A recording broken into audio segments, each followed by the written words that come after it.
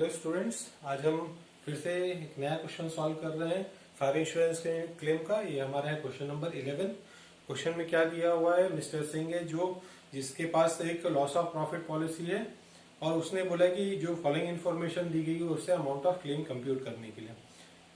यहाँ पे पहली इन्फॉर्मेशन दी हुई है कि अकाउंट्स जो प्रिपेयर होता है वो प्रिपेयर होता है 31 मार्च every year. Net profit plus insured standing charges for the year ended 31st March 2020 given है 2 लाख रुपीस। फायर ऑकर हुआ है 30 जून 2020 को और पीरियड ऑफ इंडेमनिटी गिवन है 6 मंथ का। सेल्स गिवन है, sales for the dislocation period है, sales for the previous year भी गिवन है हमारे को। यहाँ पे हम देखेंगे तो नया इन्फॉर्मेशन दिया हुआ है कि the expenses incurred to mitigate loss were rupees how much 8000 and also given a saving in standing charges due to fire, it amounted to rupees how much 2000 rupees and the policy amount is being given 1,57,200 rupees। सबसे पहले जब हम question start कर रहे हैं सबसे पहले हमारा काम है क्या लिखना, इंडेमनिटी पीरियड लिख लेते हैं। इंडेमनिटी पीरियड स्टार्ट होता है from the date of fire. तो हम क्वेश्चन में चेक करते हैं फायर कब ऑकर हुआ है 30 जून 2020 और हम इंडेमनिटी पीरियड तब तक रहता है जब तक कि बिजनेस डिसलोकेट रहता है, बिजनेस में सेल्स की नॉर्मल सेल्स की अमाउंट कम रहती है। तो यहाँ पे जो गिवन है इंडेमनिटी पीरियड गिवन कितना है 6 मंथ है। तो जून कंप्लीट हो चुका है, July, August, September, October, November and December. It is to 31 December 2020 तक के हमारा इंडेमनिटी पीरियड है। इंडेमनिटी पीरियड लिखने के बाद सबसे पहला होता है step number 1, calculation of short sales. Short sales के लिए सबसे पहले हम लिखते हैं standard turnover. It is the turnover of the indemnity period of previous year. तो प्रीवियस ईयर में जितना भी हमारा इंडेमनिटी पीरियड है उस पीरियड में जितना भी सेल्स होगा वो हमारा क्या बनता है, स्टैंडर्ड टर्नओवर। तो हमने यहाँ लिखा स्टैंडर्ड टर्नओवर की डेट हमने लिखी यहाँ पे 30/6/2019 टू 31 दिसंबर 2019। जस्ट एक साल पहले इंडेमनिटी पीरियड में जितना भी सेल्स हुआ होगा वो हमारा क्या होगा, स्टैंडर्ड टर्नओवर। स्टैंडर्ड टर्नओवर के लिए अगर हम पढ़ रहे हैं तो यहाँ पे दिया हुआ है कि the sales during the period of dislocation were rupees 80,000 and for the corresponding period in the previous year. इसी पीरियड में प्रीवियस ईयर में जो सेल्स की अमाउंट कितनी थी, सेल्स की अमाउंट थी 1,80,000। फिर हम चेक करते हैं क्या there is an increase in the sales. तो ऐसा कोई भी इंफॉर्मेशन क्वेश्चन में दिया नहीं है। फिर हम यहां से लेस करेंगे, क्या हम यहां से लेस करेंगे actual turnover during the indemnity period that is 30 June 2020 to 31 December 2020 and the amount of sales it is given how much 80,000 rupees। 80,000 रुपए दिया हुआ है, माइनस किए तो ये जो हमारा अमाउंट आया that is 1 lakh rupees. This is the amount of how what short sales. Step number 2, it is computation of gross profit rate. Gross profit rate का हमारा फॉर्मूला है स्टैंडिंग चार्जेस, सॉरी फर्स्ट हम लिखते हैं नेट प्रॉफिट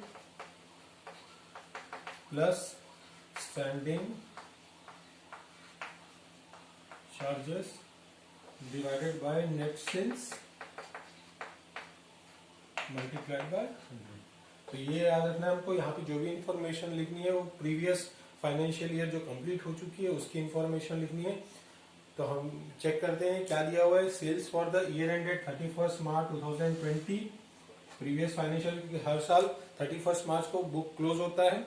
हमारा fire occur हुआ during current year that is 2020-21।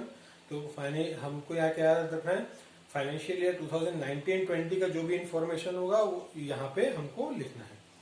तो sales given है, सेल्स की अमाउंट कितनी गिवन है 5 lakh rupees.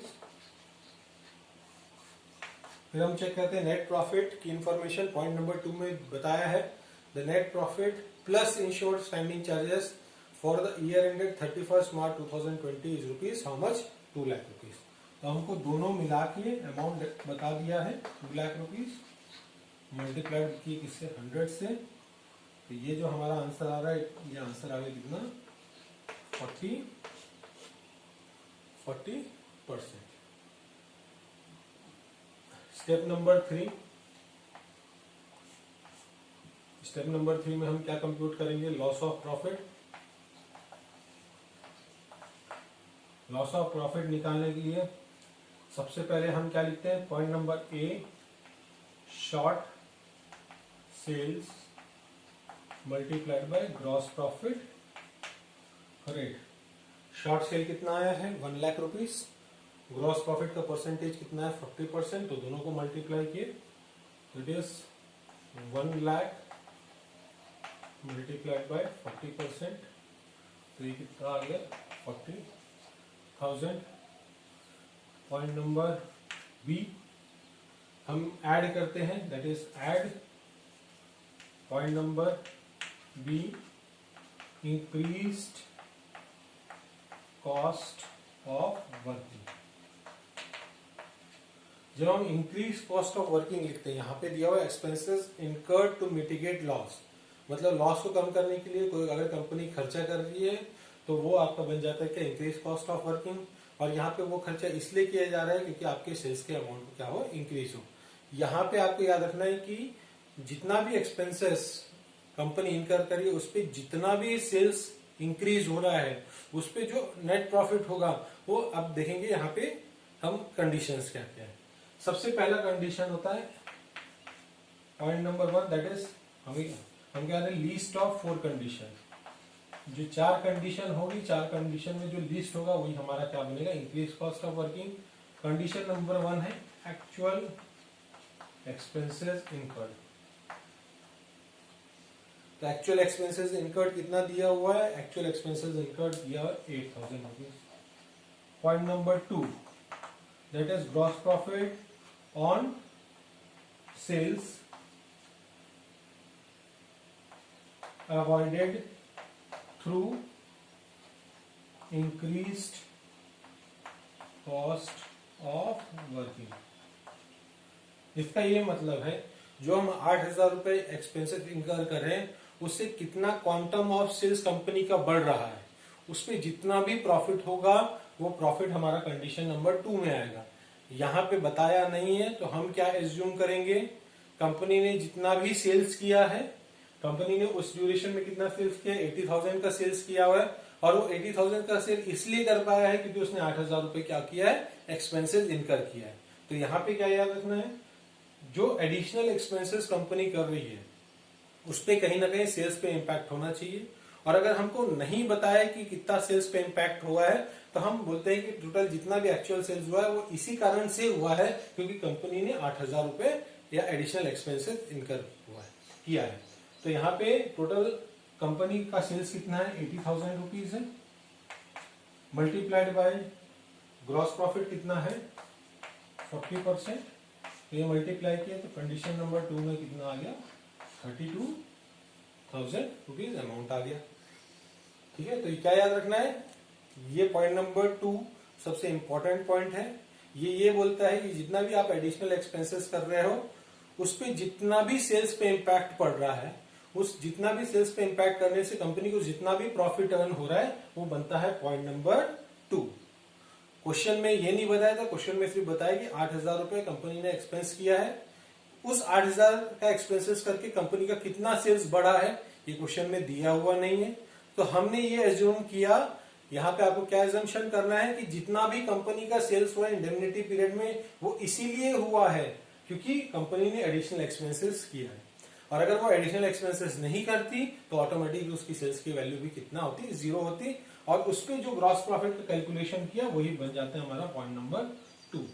Point number 3, that is यहाँ पे हम कैलकुलेट करते हैं net profit plus insured standing charges divided by net profit plus all standing charges multiplied by 100, sorry multiplied by increased cost of working. ये हमारा बनता है पॉइंट नंबर 3। तो यहाँ पे आप देख सकते हैं कि net profit plus insured standing charges given है, अनइंश्योर्ड स्टैंडिंग चार्जेस गिवन नहीं है। तो यहाँ पे ऑल स्टैंडिंग चार्जेस का मतलब क्या है, insured standing charges plus uninsured standing charges, दोनों को आप ऐड करोगे तो क्या बचेगा, वो all standing charges multiplied by increase cost of working. अगर यहाँ पे हम देखेंगे तो न्यूमरेटर गिवन है net profit plus insured standing charges given है। Net profit plus insured standing charges कितना गिवन है, 2 लाख रुपीज,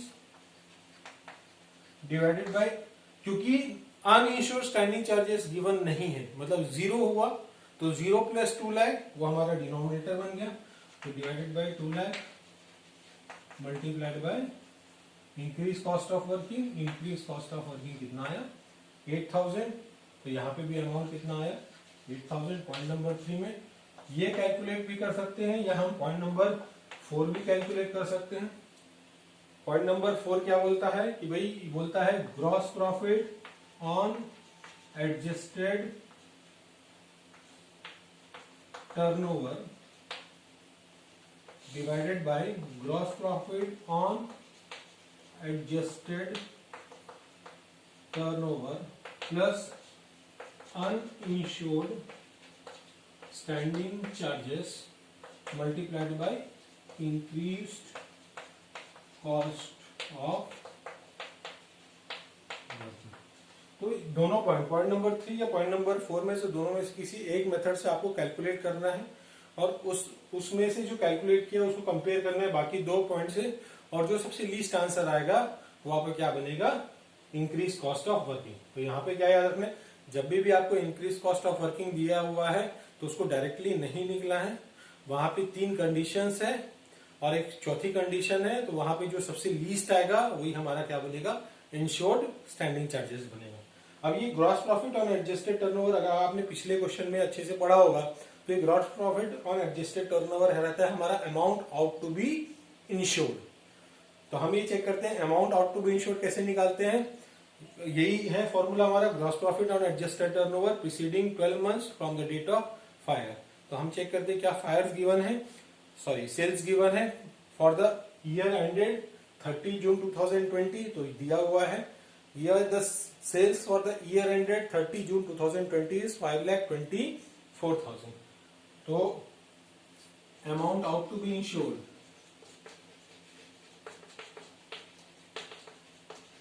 तो हमारा वैल्यू कितना आ गया, 5,24,000 मल्टीप्लाइड बाय ग्रॉस प्रॉफिट का रेट कितना है 40%। अगर हम दोनों ने इसको मल्टीप्लाई किया तो हमारा फाइनल अमाउंट आता है 5,24,000 multiplied by 40%, it is equal to कितना, 2,09,600। तो यहाँ पे amount out to be insured या फिर gross profit on adjusted turnover की वैल्यू कितनी आ गई, 2,09,600।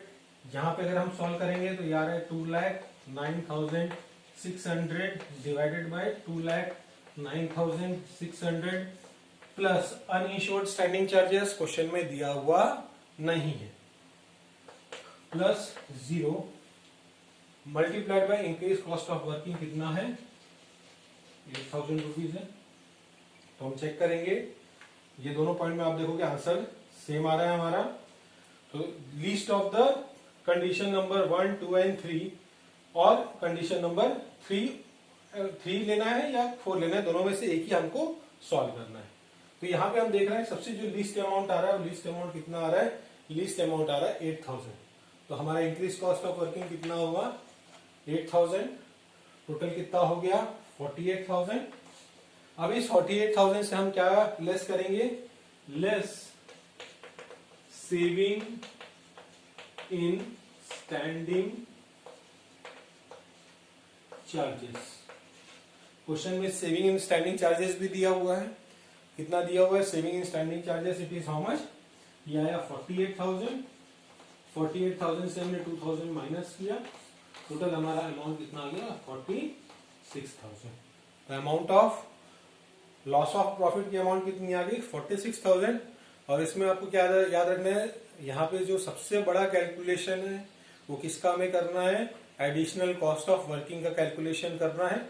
और एडिशनल कॉस्ट ऑफ वर्किंग की 3 कंडीशन है, और तीसरा कंडीशन में हम चौथा कंडीशन या तीसरा कंडीशन दोनों यूज कर सकते हैं। उन तीनों कंडीशन में जो सबसे लीस्ट आएगा वही हमारा क्या बनेगा, इंक्रीज कॉस्ट ऑफ वर्किंग। कितना आया, 46,000। Last step, final answer, that is step number 4, amount of claim. Amount of claim, amount of claim का हमारा फॉर्मूला होगा क्या, loss of profit multiplied by amount of insurance, amount of policy sum assured divided by amount out to be insured. Out to be insured कितना है, 2,09,600। Loss of profit, loss of profit का amount आ रहा है कितना, 46,000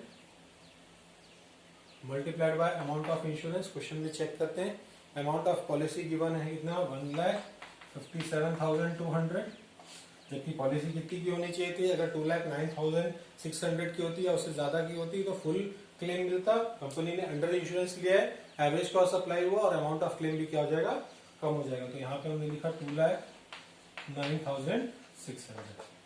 तो ये हमने solve 46,000 multiplied bye 1,57,200 divided by 2,09,600। तो यहाँ पे अमाउंट कितना आ रहा है, ₹34,500। तो हमारा अमाउंट ऑफ क्लेम कितना है, अमाउंट ऑफ क्लेम कितना है, 34,500। और यहाँ पे सबसे बड़ा कैलकुलेशन हमने किसका किया, जब हम लॉस ऑफ प्रॉफिट निकाले तो पॉइंट नंबर बी, जब हम ऐड करें इंक्रीज कॉस्ट ऑफ वर्किंग, तो हमको याद रखना है इंक्रीज कॉस्ट ऑफ वर्किंग के 3 कंडीशन है। उस 3 कंडीशन में जो सबसे लीस्ट आएगा वही क्या बनेगा, हमारा इंक्रीज कॉस्ट ऑफ वर्किंग। उसमें सबसे इंपॉर्टेंट है point number 2, that is gross profit on sales awarded through increase cost of working. इसका ये मतलब होता है कि जो हम एडिशनल एक्सपेंसेस कर रहे हैं उससे कंपनी कितना एडिशनल सेल्स पे प्रॉफिट जनरेट कर रही है, वही हमारा बनता है पॉइंट नंबर 2। नेक्स्ट क्लास में हम और ऐसी क्वेश्चन सॉल्व करते हैं। आज के लिए इतना ही, थैंक यू।